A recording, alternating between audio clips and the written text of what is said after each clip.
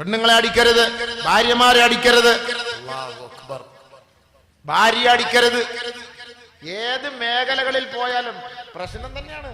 നബിയുടെ സ്വഭാവമാണ്, നബിയുടെ ജീവിതമാണ്. എല്ലാ മേഖലകളിലുണ്ട്, എല്ലാ മേഖലകളും, ഒന്നുമില്ല, ഒരു മേഖല പോലും ബാക്കിയാക്കാൻ പറ്റൂല. എവിടെയാ ഇല്ലാത്തത്? ഏത് മേഖലകളും. കുടുംബ ജീവിതത്തിലേക്ക് കയറിയാൽ സഹോദരിമാര് വന്നിരിക്കുമ്പോ അവര് മനസ്സിലാക്കട്ടെ. മുആവിയത്ത് ഇബ്നു ഹൈദാർ റളിയല്ലാഹു തആല അന്ന് ചോദിച്ചു, നബിയേ മാ ഹഖ്ഖു സൗജത്തി അഹദിനാ അലൈഹി, ഞങ്ങളുടെ ഭാര്യമാരോട് ഞങ്ങൾക്കുള്ള കടമ എന്താണ്? എന്താണ് പറയൂ നബിയെ? അതൊക്കെ നമ്മളങ്ങോട്ട് പ്രസംഗിച്ചിട്ട് നമ്മൾ പിന്നെ പോയി പെണ്ണിന്റെ പുറത്തിട്ട് ഇടിയ കൊടുക്കുക. എന്റെ സ്വഭാവമാണ്, നിങ്ങളുടെ സ്വഭാവമല്ല. ഞാനീ പറയുന്ന എല്ലാം എന്റെ സ്വഭാവമാണ്. നമ്മൾ പ്രസംഗിക്കും. ബഹുമാനപ്പെട്ട നബി തങ്ങളോട് സ്വഹാബത്ത് ചോദിച്ചാണ്, ഞങ്ങളുടെ ഭാര്യമാരോട് ഞങ്ങൾക്കുള്ള കടമ എന്താണ്?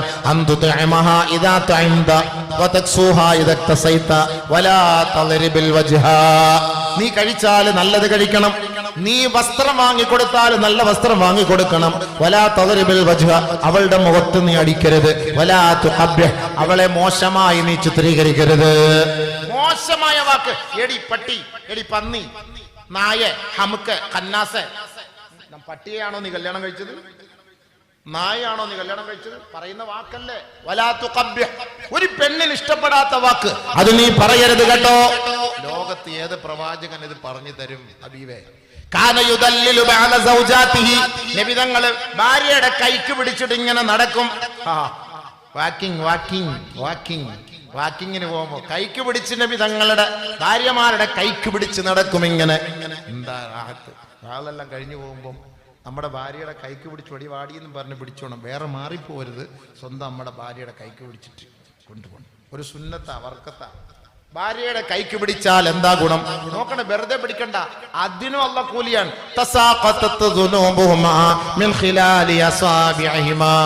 നിങ്ങൾ ഭാര്യ ഭർത്താവ് സ്നേഹത്തോടുകൂടി ആ കൈകൾ തമ്മിൽ കോർത്തിണക്കിയാൽ നിങ്ങളുടെ പാവങ്ങളെല്ലാം ഡിലീറ്റ് ആയി പോകും കേട്ടോ. Clear chat.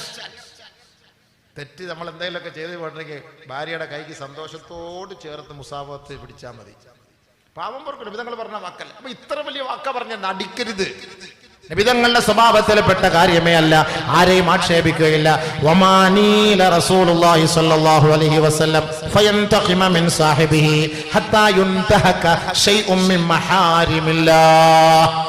അല്ലാഹു ആദരിച്ച വസ്തുക്കളെ അനാദരിച്ചാലല്ലാതെ ഒരാളോട് നബിതങ്ങൾ തീർച്ചയായും നബിയുനാ റസൂലുള്ളാഹി തങ്ങൾ വിട്ടുവീഴ്ചയല്ലാതെ പ്രതികാര വാഞ്ചയോടുകൂടി അവരെ സമീപിച്ചിട്ടില്ല.